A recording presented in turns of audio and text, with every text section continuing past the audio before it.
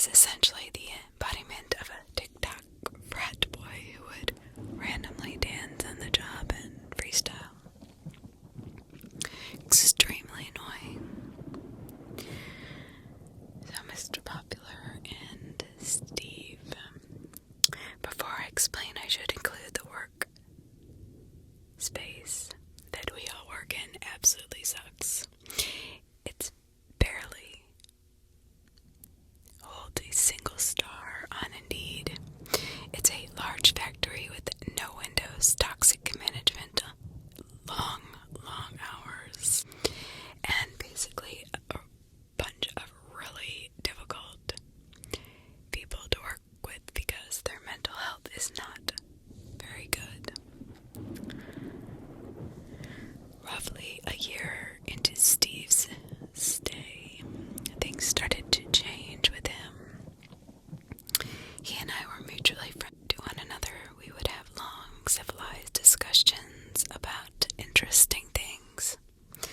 But something was really out of place when he mentioned his new beliefs about the world being flat and a hologram moon theory.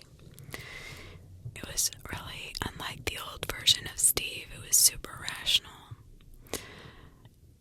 I sort of shrugged it off and said it's probably a phase or something, or he's just trolling the internet, finding weird things anyway.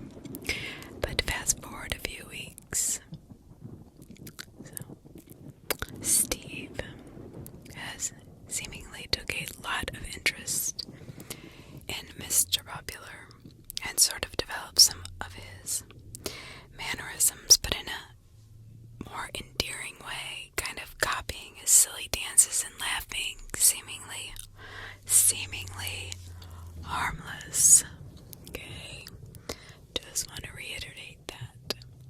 But as the months progress on, he continues to dance more and more, to the point we had to ask him to stop by supervisors.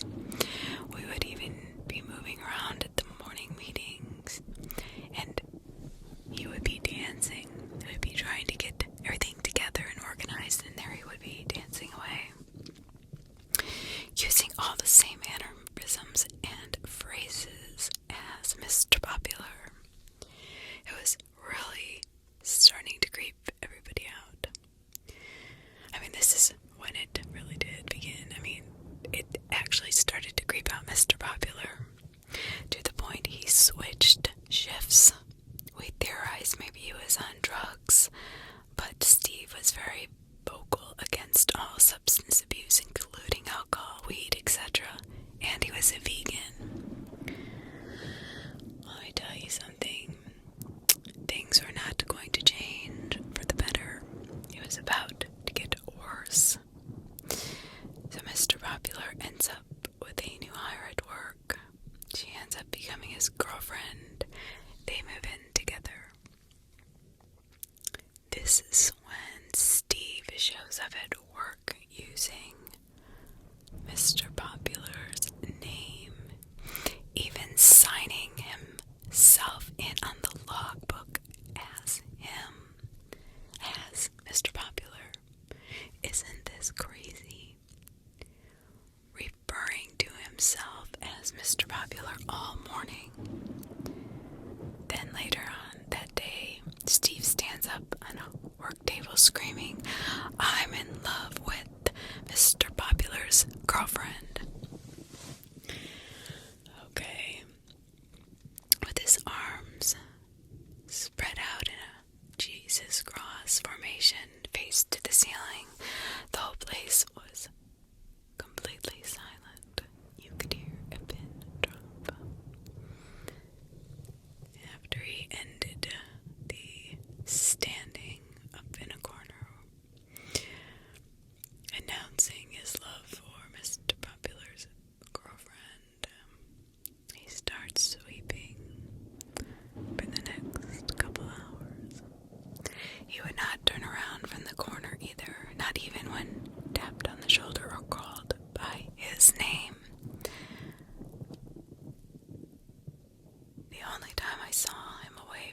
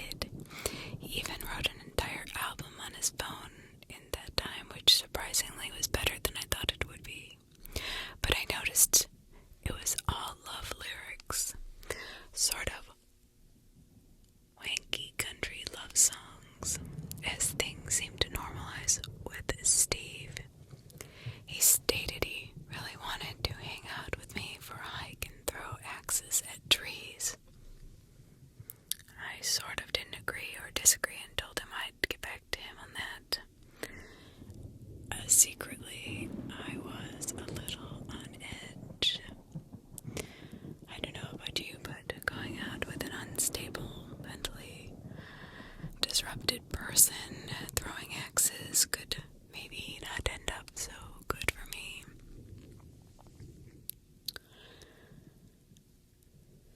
So he asked me later that day if I was still down, and I said unfortunately I had other obligations. So Steve says, well, I guess I can throw axes at your face then. And I laughed, not knowing how else to react. I told the manager about that, and he kind of just scratched his head uncomfortably and shrugged his shoulders. Steve ends up finding Mr. Popular's address to do a work get-together where everyone was invited, and someone leaked it to Steve. They eventually find rocks and sticks in weird formations on their doorstep like a shrine. Now, we all collectively knew it was Steve, but obviously we couldn't prove it. So this, if you think things were weird, then, well, this is when things get really weird. When they actually found Steve looking through their window at night.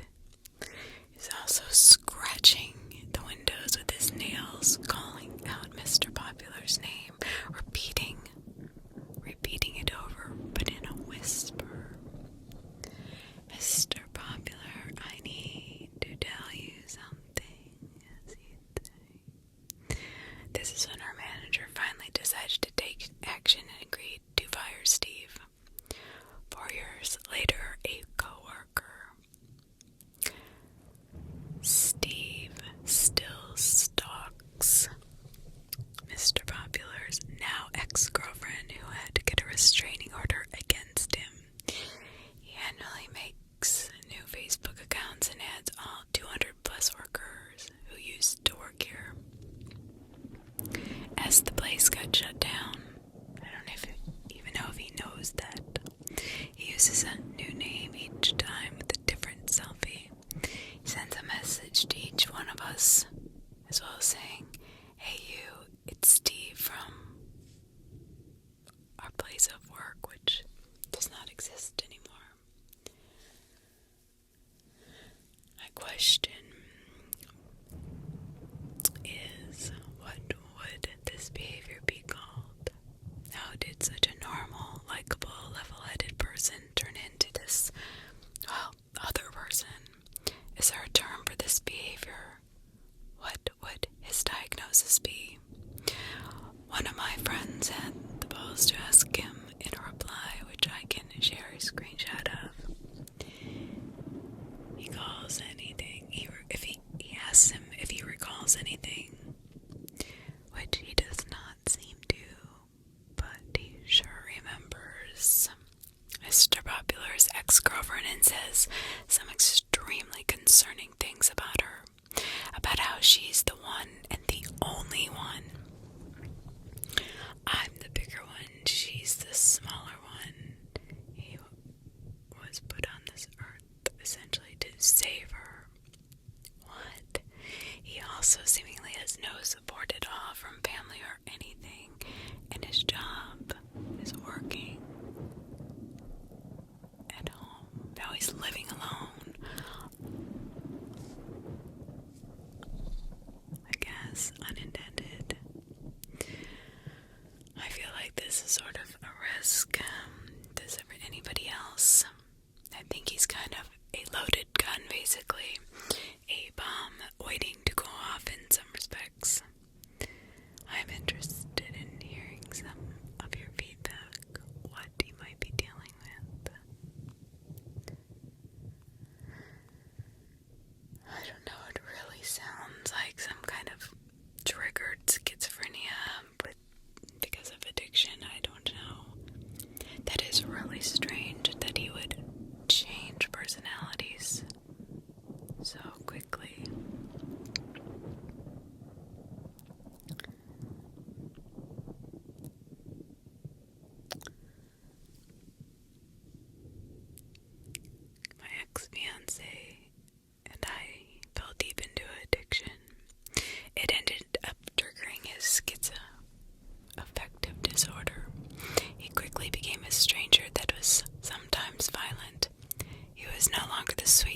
loving man I fell in love with.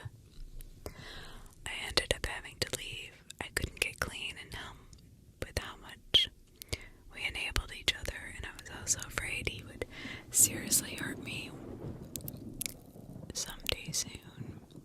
I've been clean since October 2019.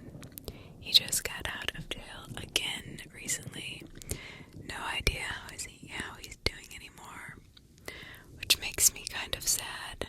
Yet it's terrifying to see someone you love so much become a total stranger so quickly. I mean, I guess the thing that's really strange to me is that Steve was so against any drugs, drinking, I mean, even, weed, and he was a vegan. Could that have triggered something, him not getting the right nutrition in his body? I don't know. It seems like drugs, but that's not always the reason. It just isn't. If he has no support system, you gotta wonder why, if his parents are still alive, and, his brothers and sisters, if he has any, where are they? What's happened? Has he done this to everybody now? Because he seems really obsessed with this one guy, and maybe he just mentally broke because he was always forced to be perfect. Who knows? I don't know. Like Mr. Perfect. Or Mr. Popular, sorry.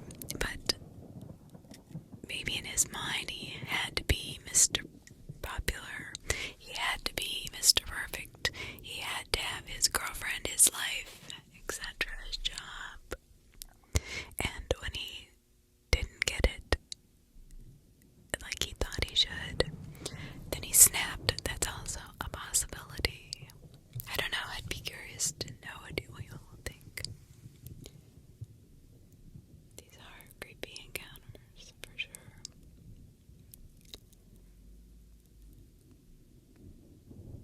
A very, very creepy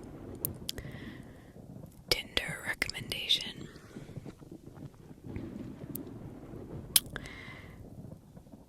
So I literally made this profile for the purpose of typing this story out. So those who might be thinking of online dating, to give them a reason to rethink it. I see far too many dating app horror stories. So I'm a 23-year-old female. I've been single for a while. I go out on dates rarely. I just recently moved to a new city. Yes, I've been struggling with loneliness from not knowing anyone, and I do not have any real friends from work yet. I took to things like Bumble and Tinder. So after a week of swiping right or left or whatever the heck you do, I eventually came across the guy that I matched with. He was really cute and had a good job, had similar interests as me, and was the same age. I should have known better. That's not true. Just because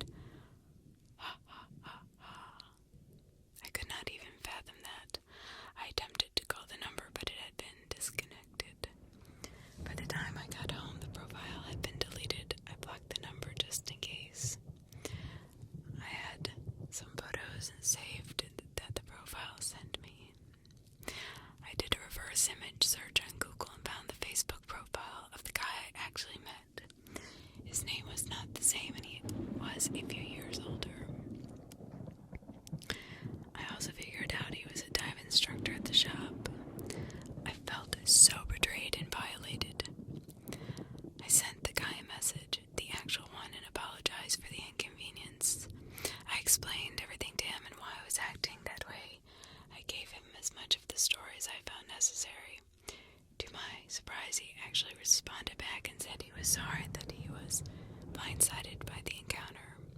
He did offer to take me out for a drink and make up for the mess, but I simply have severe trust issues now. Wow. I can't imagine why anybody would want to do that to her. I mean, maybe to him, maybe somebody was pissed at him and wanted him to be embarrassed by having some girl come up to him and, from Tinder in front of his friends. I don't know. But that is the strangest story I've really ever heard of. I mean, that person went through a lot of trouble to basically embarrass both of them. And I feel so bad for that girl. I work at a post office. I'm at the front counter. I've had some creepy guys come in. He must have been high and drunk. His eyes were all over the damn place. He's all covered in mud. He does not have any shoes on. And I asked him if he was okay. And he replied by saying, "Yo!" It scared the shit out of my coworker. She was in the back room. That's how loud it was. So this damn guy comes over to me and says, "Don't say that I was here."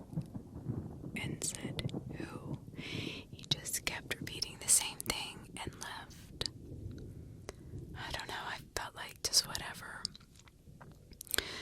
So 3 days later, I see his mugshot on TV. He's a sex offender. I was weirded out and confused. So, I just wanted to let y'all know that my coworker had seen this guy about a week prior hiding in the bushes out front of the post office. And there were 3 cop cars parked across the street with one cop sitting in the car. So maybe they were looking for him a few weeks ago. That's crazy.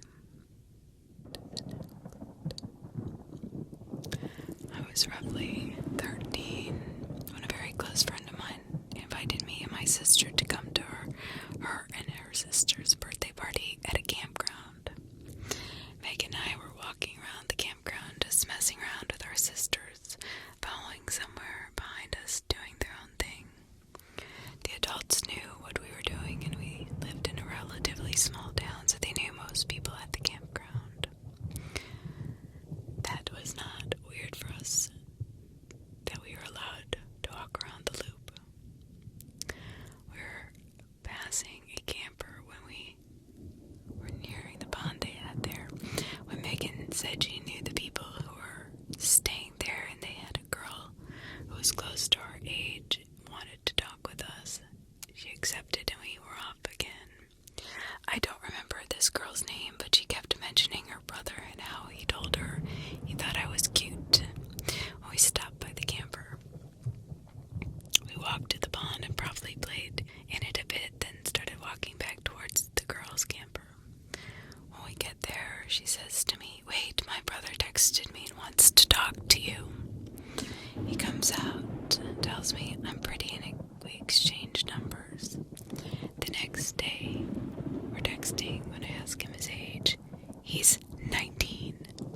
I tell him I'm 13, and he says that it doesn't matter. I can be his girlfriend still. What? I remember feeling really weird after that. I just ended up blocking him after a few days of him texting me and hardly replying. We need to get the picture.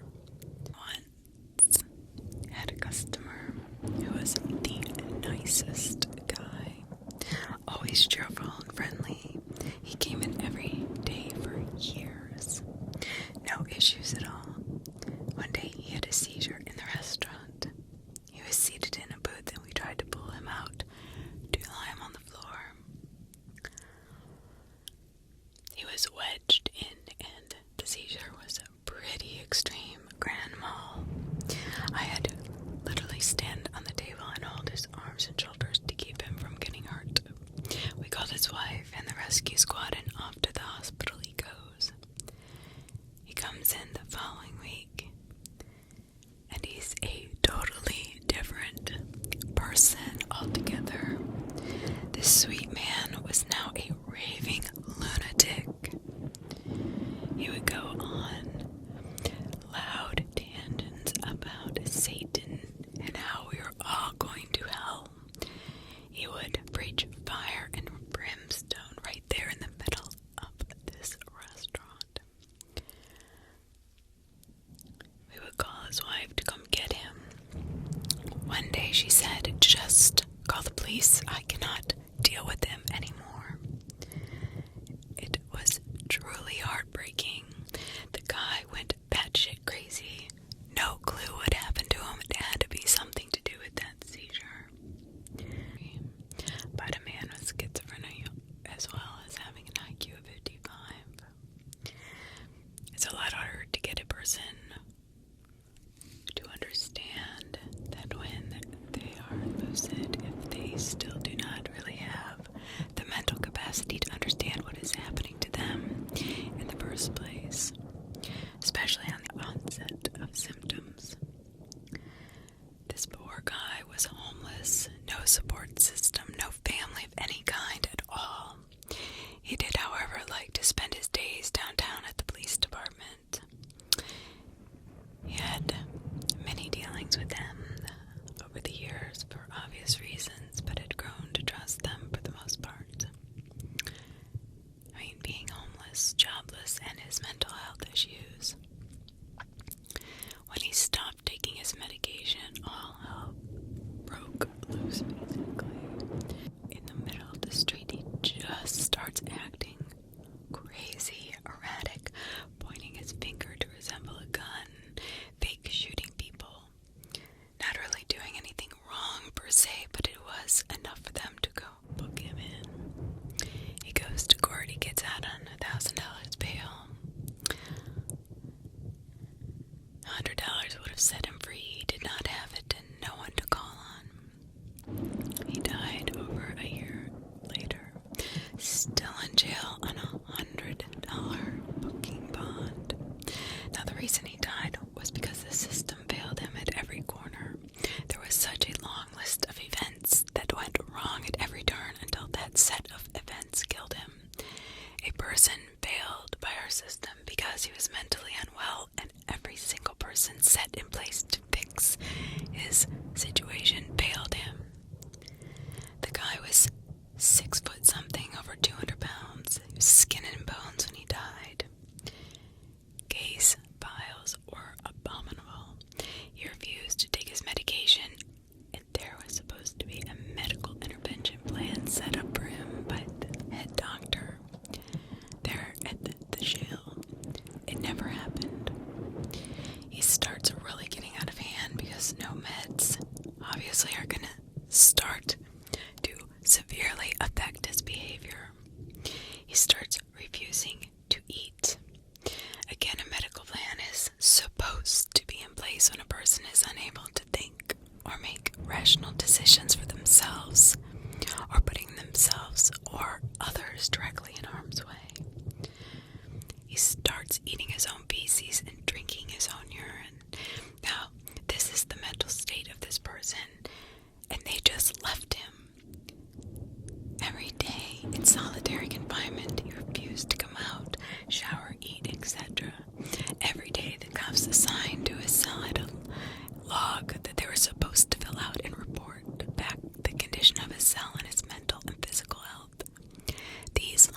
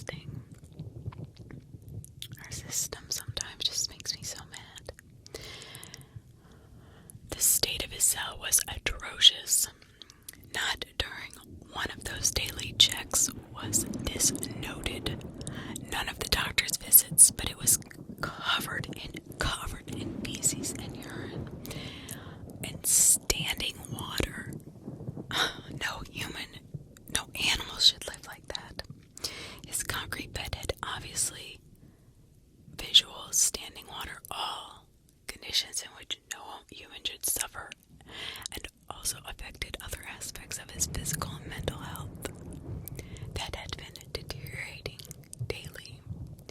When they finally found him unresponsive, his eyes were wide open. He was gaunt and dehydrated severely, as well as his hands and feet being waterlogged. Oh my gosh. When the EMS got there in time to possibly revive him, they decided against it because of all the water, it posing a threat of shock, electric shock to everyone there. All that on $100 bail for a crime that in reality was not really a crime. He was failed by every person who ever was in place in his life. That breaks my heart. Mental health in our country is a huge issue with very little help or resources. Not to mention the whole cash bail BS system that punishes only the poor. So many things went wrong. Multiple systems failed this man. I felt like I needed to tell this story because he deserves it to be told. Maybe, possibly to help somebody else. There are so many people in prison like this, you have no idea. So an attorney heard his story and went after everyone who failed him. It's still going on. He died in 2020 during COVID, another factor that did not help his case. But still, I believe it would have happened regardless of COVID and issues that came with it. Absolutely. Absolutely. The guy was in solitary confinement. I hope he gets justice. I hope maybe someone will read this and think a kind thought for him, but I really hope some policies change because of him. I do not know if they will, and I hate to be pessimistic, so I'll leave it at hopeful. This is not safe for work, so just some warnings in here. Freezer buddies. I was much younger and naive. I worked in a large college kitchen. We had three large walk-in fridges that contained frozen and cold food. So the farthest one was the fridge that had a faulty interior handle. So we had freezer buddies, one to hold the door and one to get the ingredients. Even if the handle is not faulty, it is so important to do this. When I worked in a restaurant, I always made sure somebody was there behind me, just in case. One of my coworkers, we called him Slug. He was a 34-year-old man. He was a bit of a neck ears who followed me. I'm a 19-year-old female, and he followed me like a puppy. He made comments that were very inappropriate, but nothing was ever done. One day, Slug was helping me by holding the door while I loaded stuff onto my prep cart. I felt off about the situation with his random comments. Are you single? What's your type? Are you a virgin? I stopped listening after the second question from the door. I heard, "Truly mad, 87. It would be a shame if the door closed and we got stuck in here together. I'll make sure to keep you warm." I looked up about halfway through him talking to see him closing the freezer door, screaming as the door clicked closed. I'm now trapped with this horrid, perverse person who had ideas that were not even within my scope of radar. My heart and anxiety just building, my blood pressure going up. I did not know what to do. I was trapped. It's overwhelming and I'm freezing. But my fight or flight kicks in. He was taking a step towards me like he was going to hug me, and I lost it. I hit him twice before he realized what was happening. As the daughter of a police officer, I was taught to defend myself. So I did.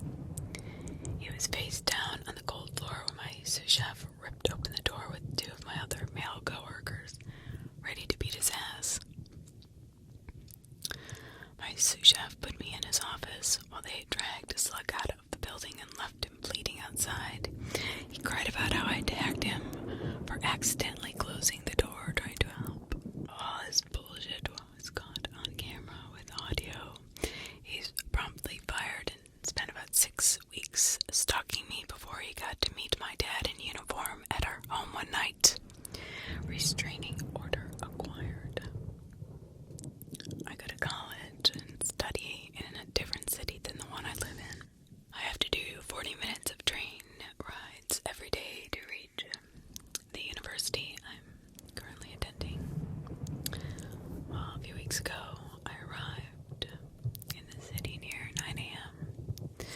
thirsty and a little bit hungry, I went to the local store in front of the train station. I bought a bottle of water and some snacks. A man seemed to be watching me from the moment I left the station till I crossed the road. Talked to the guy at the store. I did not have change, so I had to put up a $20 bill. The guy watching me saw this and instantly jumped to ask me to talk to him. I thought he was homeless and needed help. I shared all the snacks I bought with him. I thought he needed them more than I did. The guy stayed still, told me to follow him next to the corner, and blindly I did. I don't know why, looking back on this. And suddenly he hugged me, you know, that weird hug from the side, kind of grabbed you and kind of push away. But this is not the issue that started really making me nervous. It was that he smelled like an alcoholic. So powerful in that second, my head was in severe pain. I don't really know why. I started to have a nausea feeling. And while he was holding me in a very weird way, he was asking my name. I told him to let go of me and just take the food, but he didn't. I had to push him in a powerful way to create a distance between me and him. So I start running. He starts running after me. We ran into a crowded area, but he did not. The headache was there for the entire day, and the smell just would not go away. It stuck to my clothes. It was sticky and thick. Luckily, I didn't get robbed and I didn't lose anything, but it was very weird, and I don't know if I was in the wrong to treat him this way. You can't feel bad for protecting yourself, okay? You cannot feel bad for protecting yourself. Nobody has the right to touch you. Nobody. At 4 p.m. today, I get back from the grocery store. I live in a quiet suburb of a major U.S. city. People walk their dogs, kids ride their bikes. Nobody is scared. I'm parking on the street in front of my house. I notice an older white guy with a long beard, knit hat, and a casual jacket, jeans, strolling along. Not really out of the ordinary, except that the only thing he had on him was a handsaw. No bag, no wallet, nothing. He kept going down the street, and I stayed put in my car until he was a good distance away. I live alone,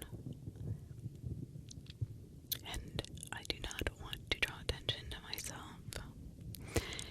He seemed alert and was not overly interested in anything or behaved erratically, but just this saw swinging next to him back and forth on a Sunday afternoon stroll was not in the norm. He does not live on my street. I know all my neighbors and some on a few other streets. Nobody knows who he is. Well, better safe than sorry. You never know. Believe me, you never know. In the year 2015, when I was 19 years old, I'm living with my parents in a small rural village in Germany. One of my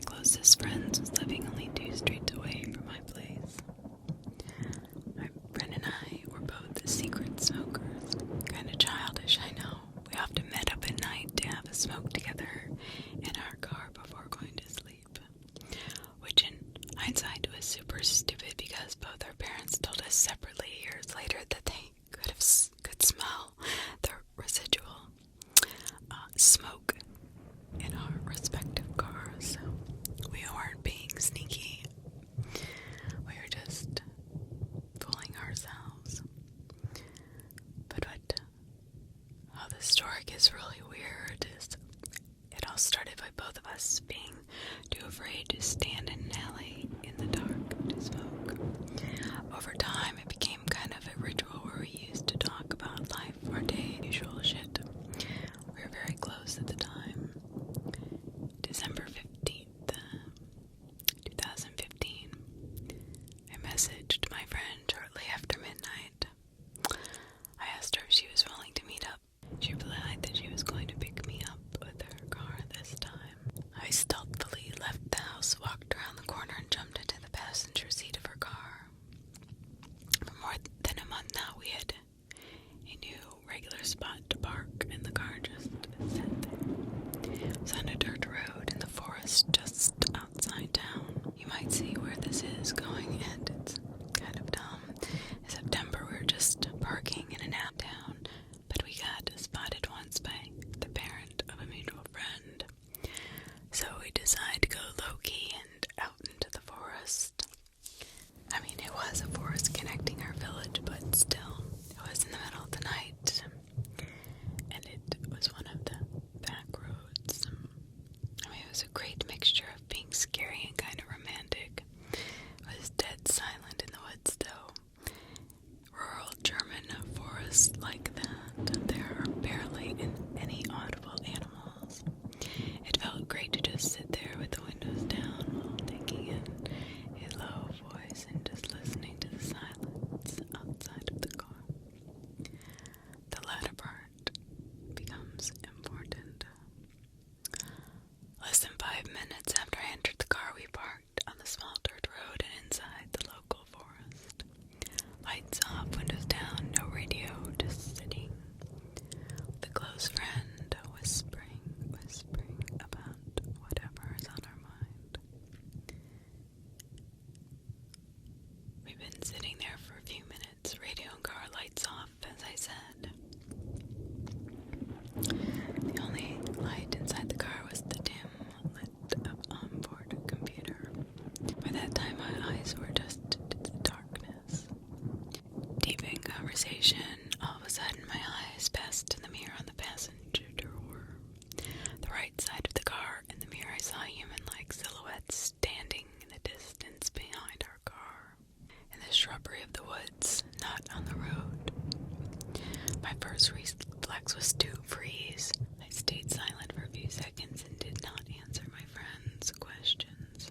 I told her in a whispering voice that I could see somebody standing in the woods behind us. Then she laughed loudly. She thought I was bullshitting, but I remained silent and fixated on the mirror. Then she realized I was serious. I looked and told her just to drive. There was somebody in the woods with us. All she could say was, okay, turned on the car and the lights. She put the car in drive and started to turn the car around 180 degrees to face the road going back to our town. When the car faced our intended direction, the lights illuminated the dirt road surrounding shrubbery. There was a man, clear as day, standing on the now right side of the road. He was barely illuminated for a few seconds before he turned to his left and sprinted into the woods. The thing that really gets under my skin about all this, he was a fair bit closer. He switches sides before he turned the car. He was on the passenger side, but after he turned, he was on the side of the road or the driver's side. Plus, he was closer, making me think he was about to approach the driver. We drove back to our place and fell asleep after talking about the possibilities for a while. I know that this does not read as excitingly or creepy as some others, but believe me, in that moment, seeing that dark silhouette in the night, in the dead quiet of the forest, was one of the creepiest things that ever happened to me. Yeah, I would say sometimes the creepiest things aren't it happens to you, it's that could have been. We've all had our fair share of creepy boyfriends, creepy girlfriends, right?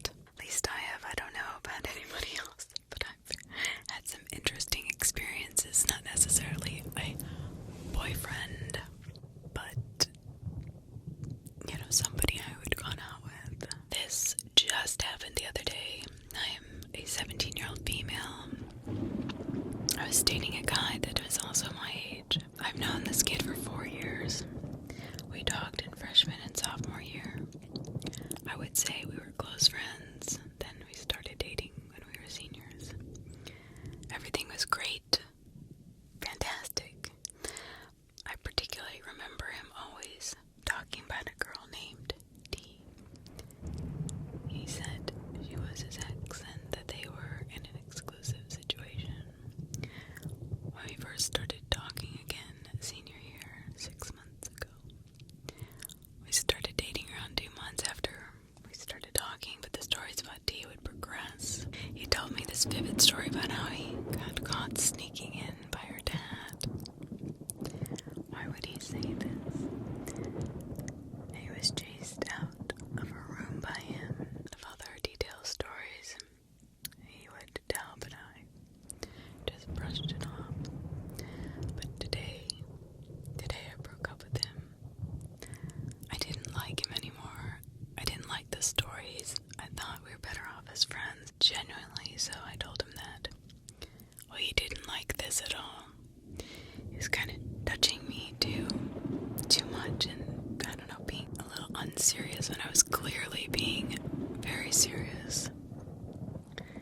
After he texts me, it says he cheats on me with multiple girls.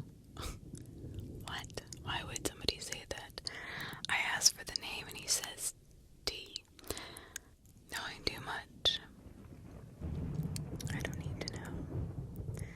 As he told me her first name before, and I asked her if she was with him during the months we were dating. She looked confused and said that they hadn't talked in 3 years. She also said he was hella weird. I'm now thinking about it. He would send me blurred screenshots of her texts for no reason, and they always looked photoshopped. This is really weird and insane to me. I'm a little shaken up that a person I dated for 4+ months and I've known for about 4 years has become a completely pathological liar. Why do people do this? Well, you're very young, and I think as you'll find out in life, you're gonna meet a lot more of those people. Trust me, it's just a learning experience.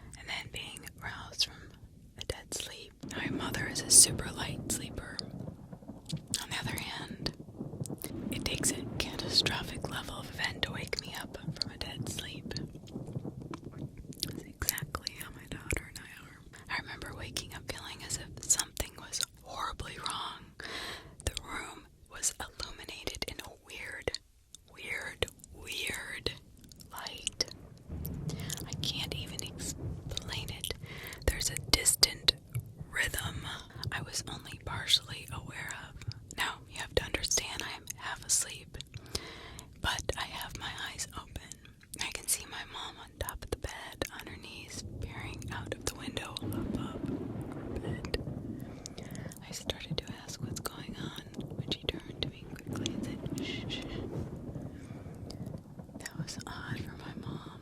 I quietly joined her, looking out the small box window. The light was slightly entering from the window, cracked open, and the distant, rhythmic chanting became more and more clear, like they were getting closer to us. Our house sat in front of a strip of woods. These trees are not too thick. You can see through most wooded area, but the chanting was getting louder by the second, and the odd illuminations finally made sense. You could see a line of hooded figures in dark clothes, holding torches, marching east, chanting what sounded like demonic, horrible things. Honestly, it felt like it wasn't even happening. It was so scary as we held our breath, waiting to see what in the hell they were going to do. They were headed towards our house. Were they going to burn it down? Were they going to attempt to break in and sacrifice us? We were both terrified at this point. Years seemed like it went by as they were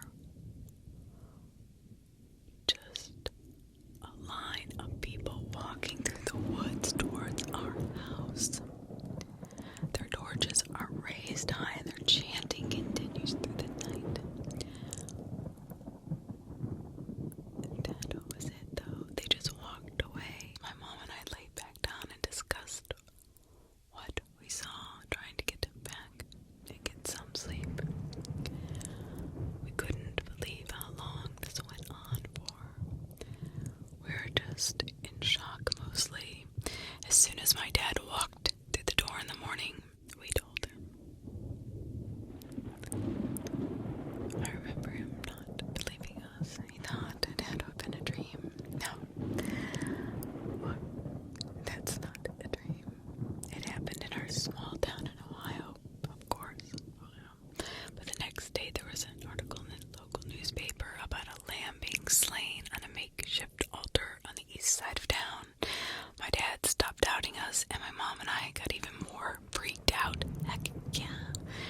My parents still live in that home, and we never have seen another cult-like group of people heading to our house again or in the area. But that one evening freaked us out enough that I decided to permanently camp out in my parents' bedroom every time my dad left town until my late high school years. This came up one evening when my friends and I were reminiscing about creepy things that had happened to us. I just could not stop thinking about it. There is something in Ohio that is very strange. As you know, I'm from Ohio. And all the strange things that have happened to me. When I was little, I walked often. Things like running to my parents' room while they were on the couch, or standing in the middle of my room in the middle of the night. The one story that my sister was the victim of really sticks out the most. My sister already thought the house was haunted, so she thought my sleepwalking meant I was possessed. One night, she was up late playing games and had looked over, and I was just laying on my back with my eyes open looking at the ceiling. My sister called out to me. I was asleep. I did not answer. She thought this was really creepy. She puts the covers over my head and then goes into her own bed, puts the covers over her head and tries to go to sleep. She wakes up later in the night. I am sitting straight up in bed, staring straight ahead. My sister is now terrified. She yelled at me and once again went under the covers. After falling asleep, she woke up one more time. She once again ripped the covers off her head. Though when she did, the first thing she saw was me staring straight down at her, standing on the end of her bed. She said she ran to her parents' room. When they went to check on me, they said I was perfectly sleeping in my bed like nothing had happened. After this, they cleansed the house, and that was the last time I ever slept walked. Ever. Now here's one that surprised me, and I was always wondering if somebody could do this, do this, and do this. You know, those rewards cards that you can either carry or they just use your phone number to look up every single place you go. Well, I worried that somebody could easily get your information out of that. I'm a 21-year-old female. I went out to a sushi restaurant with my mother, just two women having fun and enjoying our time there. Needless to say, we were not out to flirt with anybody, but I started noticing the waiter was extremely close to us all the time. Even a long time to serve us our plates. I was a little annoyed. While standing less than a foot from us. Now, we don't really think of it because the way this restaurant is set up, waiters are just close to their tables. The bill came and I took out my credit card and paid.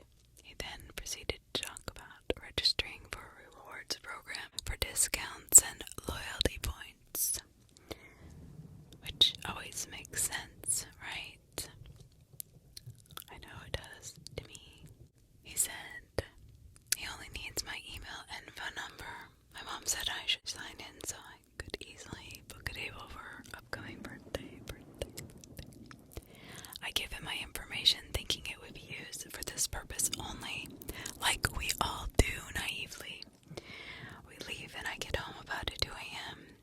At this point, he starts to email and text me from his personal email and personal number.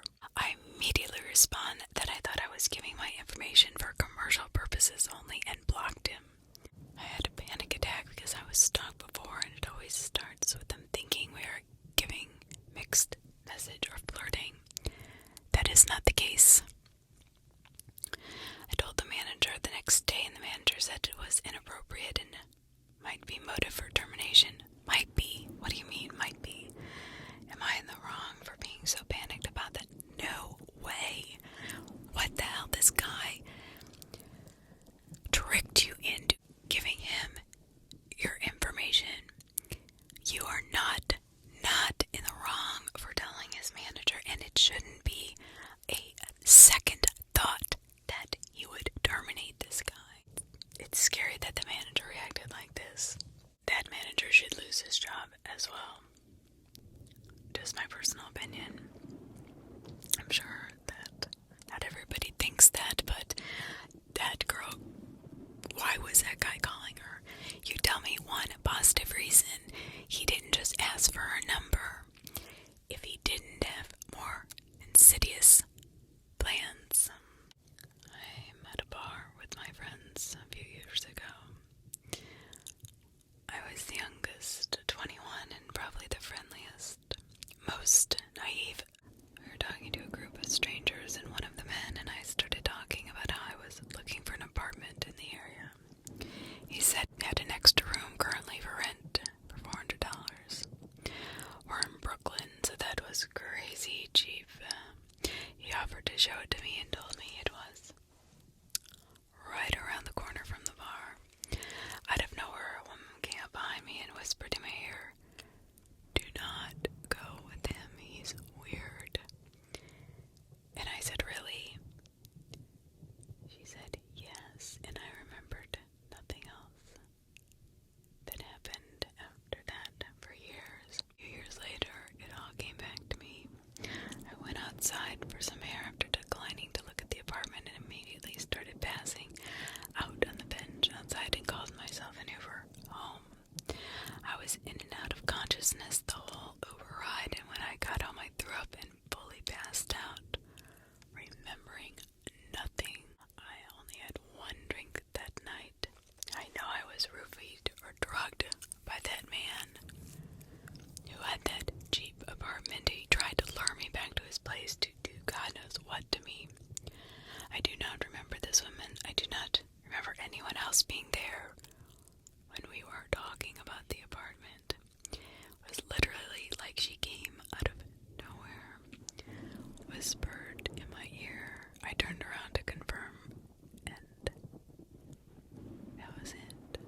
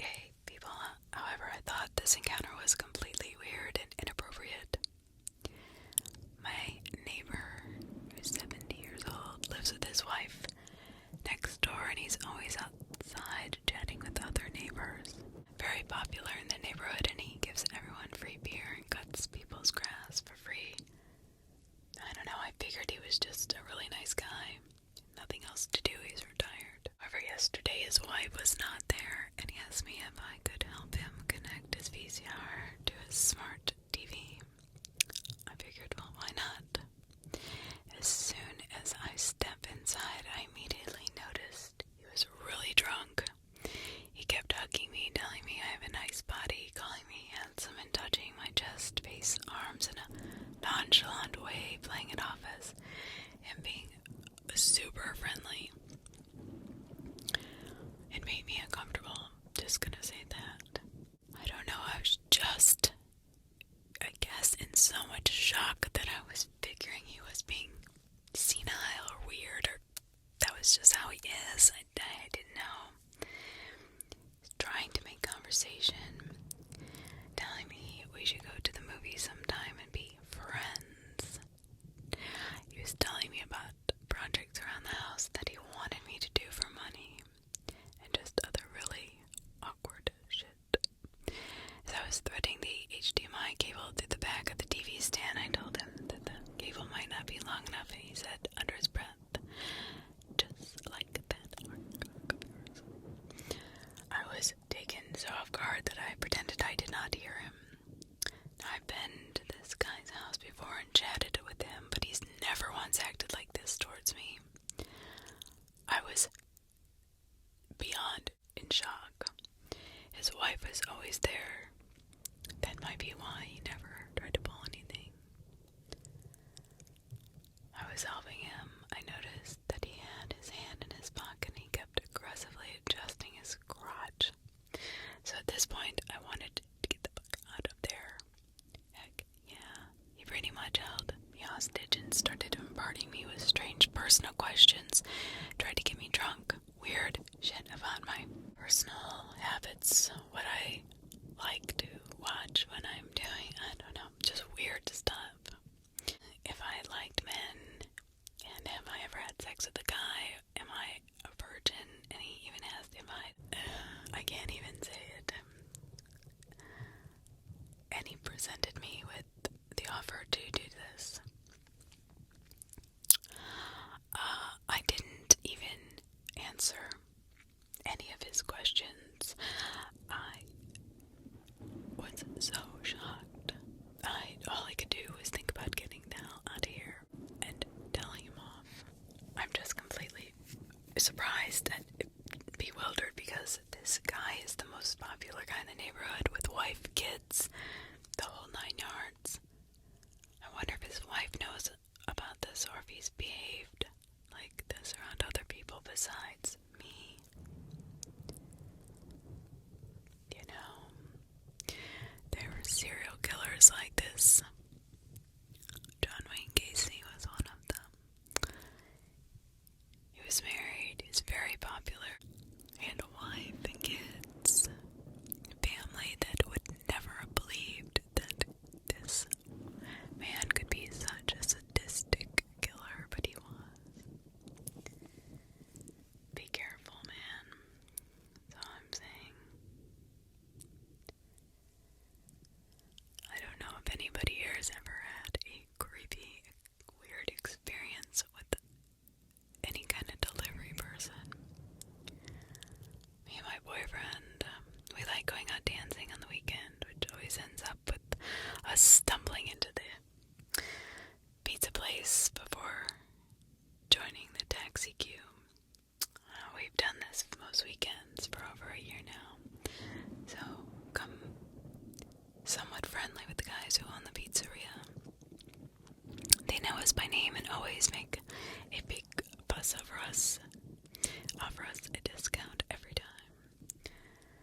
But now, here's where it gets freaky. Last night, a Sunday night at 11 p.m., my boyfriend and I were in bed because we had to work the next morning. My phone started ringing, which was weird for that time of night, since it was past 11 p.m. From an unknown number, so I ignored it. Next thing we know, there's someone knocking on the front door. All of the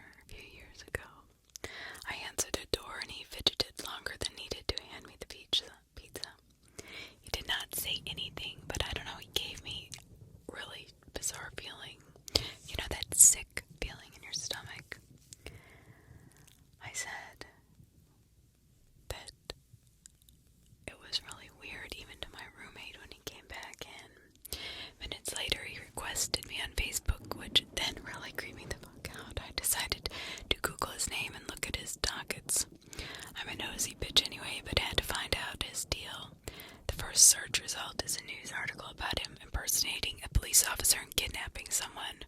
Shit. He had charges before that for harassment too. So now I'm completely paranoid. A week later, I'm pumping gas and I look over and he's at the red light staring me down.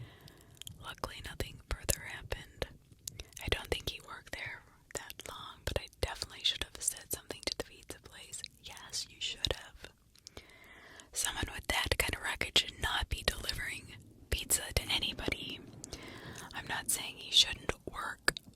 He can cook the pizza, but he should not have access to people's private information and going to their homes alone. I would maybe let the manager know, or maybe your boyfriend could talk to them. Either way, I'd keep alert because he came after hours. Who knows if he'll do it again? That's what I'm saying. I mean, why was he there so late? Why did he tell them to keep it a secret? They had to have known he had taken out those 2 pizza pies, either for himself or for friends, so he could have said, you know, these guys are so cool, I'm gonna drop one of these off on the way there. But it would seem more like an excuse for him to get her alone, because even when there's no lights on, she's not answering her phone, but maybe he can hear it ring, so that was her phone number. Maybe it's listed as her address. So I don't know why the hell I did this. It's after 1 a.m. and I'm watching this kids movie, browsing Reddit. Basically the most boring Saturday night anyone could ever dream up. Then someone's knocking. I live with my brother and there's a guy who visits him sometimes late at night, so I'm assuming it was him, and I open the door. There stands a random man in his 40s looking, well, really sus, saying, "Oh, I'm so sorry, I'm looking for a taxi place." I said, "Down center," and he keeps apologizing, asking if he woke the kids. He also is very close to my door. I do not have any kids, but I said yes, hoping he'd fuck off. I was scared that if I tried to close the door, he'd push it in. I got so anxious I started shaking. He goes about that taxi again and says, "Can I ask you a question? I got divorced yesterday. How convenient. You're beautiful and polite." He wasn't getting angry or aggressive, it was just weird, and I said, "Look, your car's coming." I just thanked him for the compliment and started to shut the door. Luckily, he did not try to keep it open. I locked it. I stood there by the window to make sure he left. How was I so stupid? It could have ended really badly, especially that I live in a crappy area. My brother wears headphones all the time. Why was he asking about kids? To see if I was alone, a single parent, and went in the direction that the car was coming, so I do not know if it was a random car or someone picked him up. Was he a thief or just a drunk or had other more sinister thoughts? I don't know. I had the lights on, so he knocked. I really, really hope that that's it. I really hope. I start thinking, and I'm actually really scared now. I can't buy a gun where I lived. It's not an option. I don't know what I'm gonna do.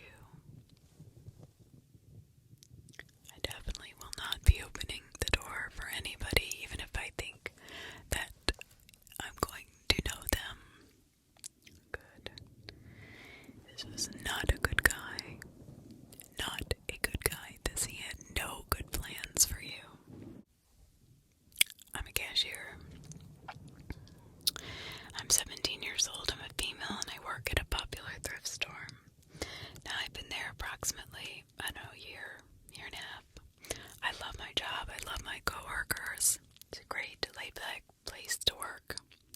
A common, thing I've noticed is that unfortunately anytime a new, younger female cashier starts working, had quite a few since people quitting or falling through. She will be hit on by plenty of older guys, and it was no exception when I came on. I've never had to deal with creepy or weird customers until this job, and I worked in the food industry before.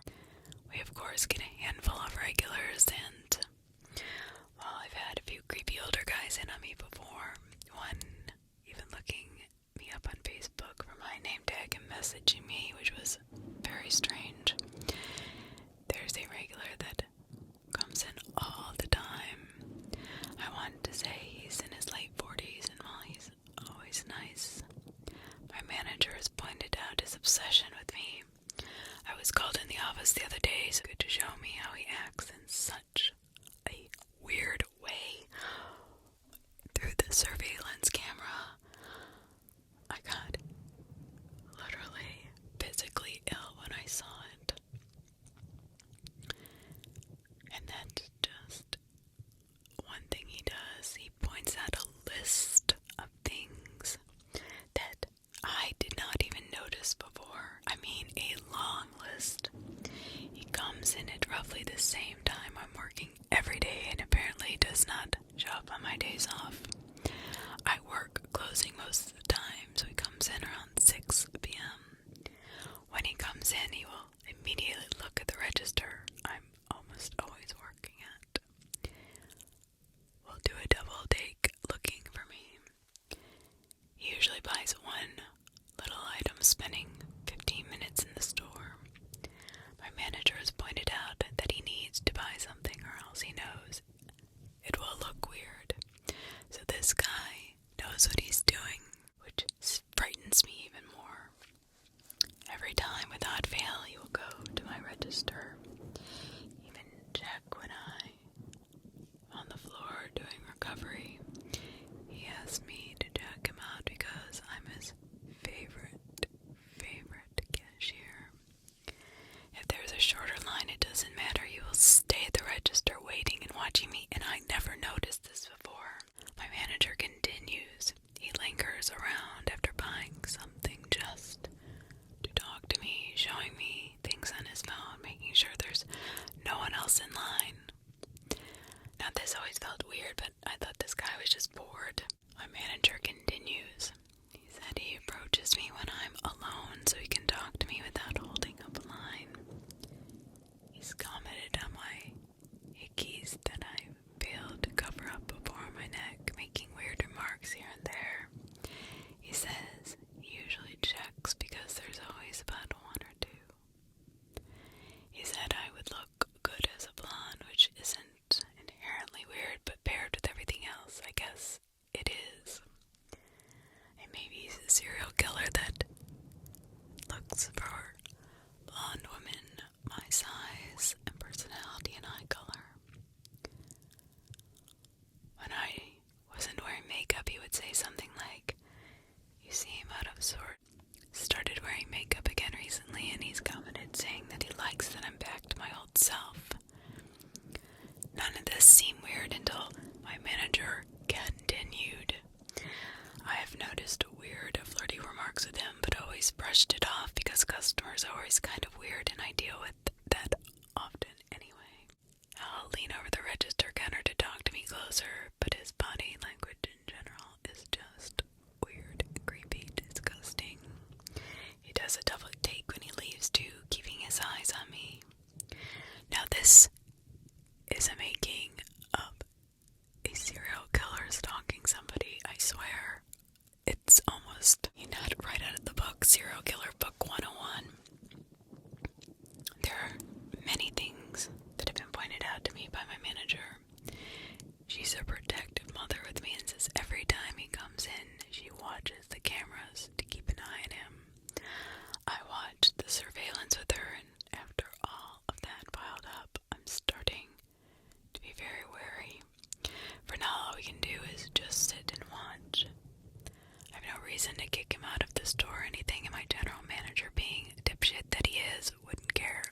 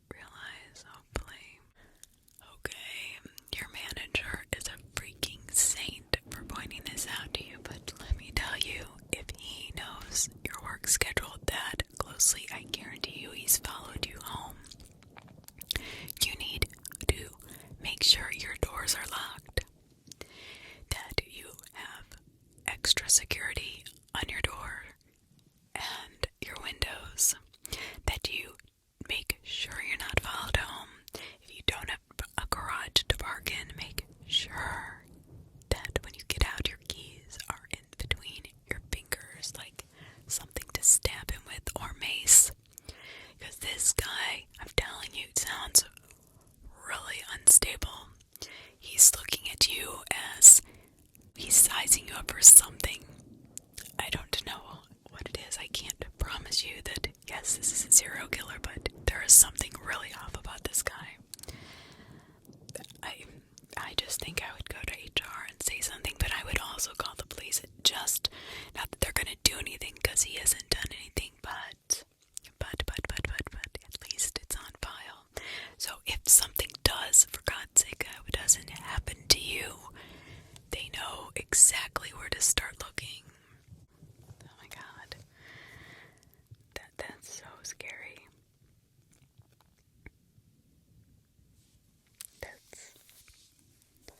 Alright, we're gonna do one more for tonight.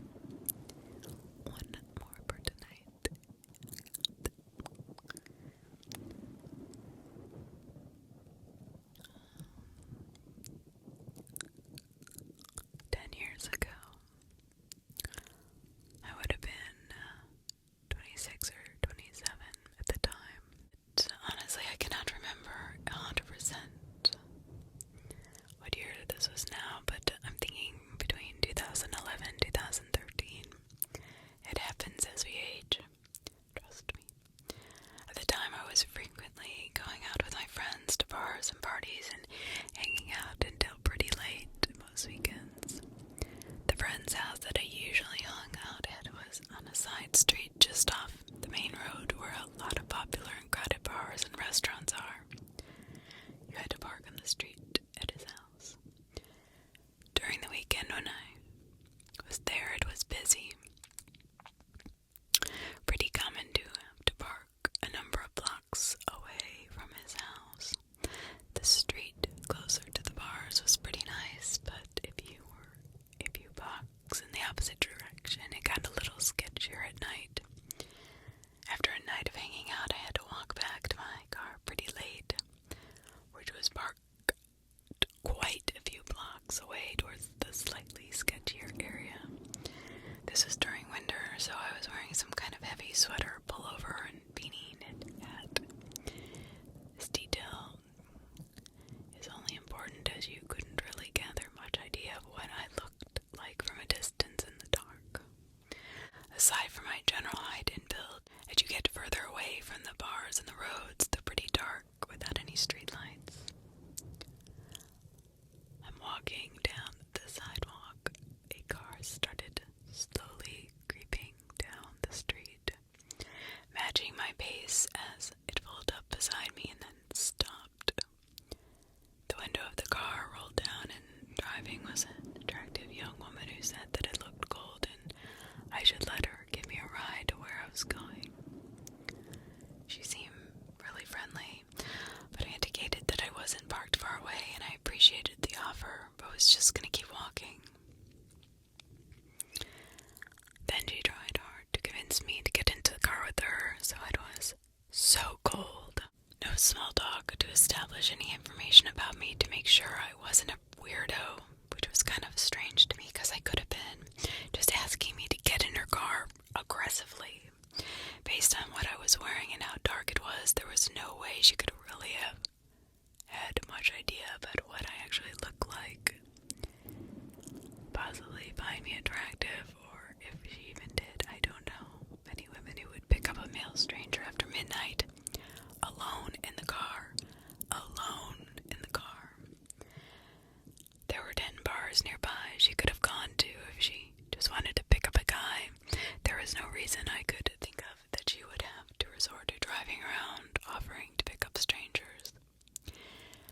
But this woman continues to drive beside me and offered me a ride again.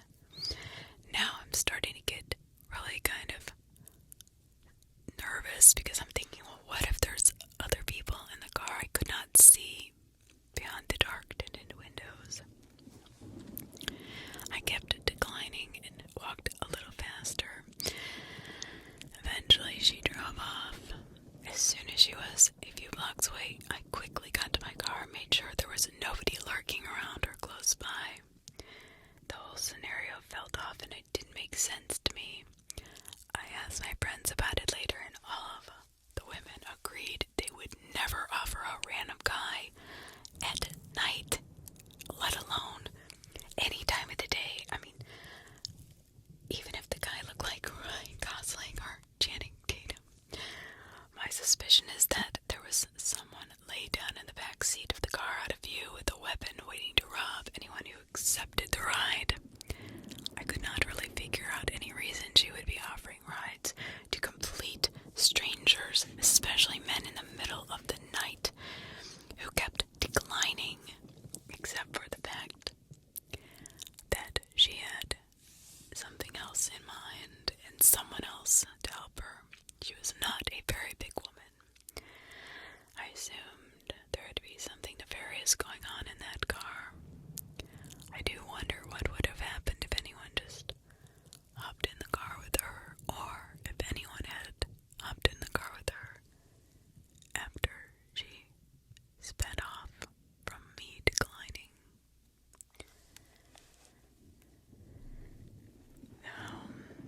I mean, that is really, really scary, actually. Please don't get into cars, man or woman. It doesn't matter. It doesn't matter how cold it is. If you are walking to your car, you've got an Uber or something coming, or walking home, just continue your path. Don't do this. Don't accept any good deeds from strangers, no matter how convincing they seem, no matter how attractive or alluring they are. That's bait, and you don't want to be baited into something you can't get out of. I mean, this guy could have been killed for what was ever in his wallet. Somebody could be casing him at the bars and saw he had cash on him. Who knows? In that moment, people don't think rationally. They're just freezing, and they're like, oh, this woman seems harmless. But something told him not to get into the car. Luckily he didn't, because I do think something would have happened. Something terrible would have happened. So thank you for listening. I love you all, and I hope you all have a great night. Please be safe, whatever you do. Most evil people in the world are and have been the most convincing